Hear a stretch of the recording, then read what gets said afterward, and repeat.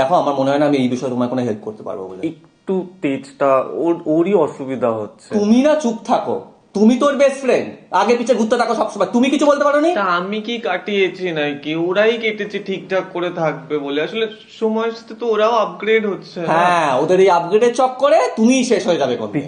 তুই থাম। ওকে থামিয়ে কি হবে? ওর এই প্যারের মানুষগুলোকে থামাতে পারবে? ওরই মাটিতে জন্মাবে, ওরই খাবে, ওরই পড়বে, ওরই জল, ওরই অক্সিজেন, আর গাছগুলো কাটবে ওর। বুঝুক এবার ঠেলা। প্লিজ, আমরা আগের দিন গরমের সাথেও মিটিং এ বসেছিলাম, এন্ড শি ইজ লাইক কি তুমি পারমিশন না দিলে ও পড়া থামাতে পারবে না, বলেই দিয়েছে মুখের উপর। হ্যাঁ, থামবে না তো, থামবে না। আর খুব ভালো করছে এবছর গরম, I am so proud of her. আমার কিছু করার নেই, ও তো একাই আমার গ্রহবধূ নয়, আরো 7 জন আছে, কেউ মানুষকে ঠাঁই দেয়নি। ওর একা বেশি মায়া মমতা, ও বুঝুক এবার ঠেলা। ওই জন্যই প্লুটো দি ছেড়ে চলে গেছিল। তো আমি কি করব?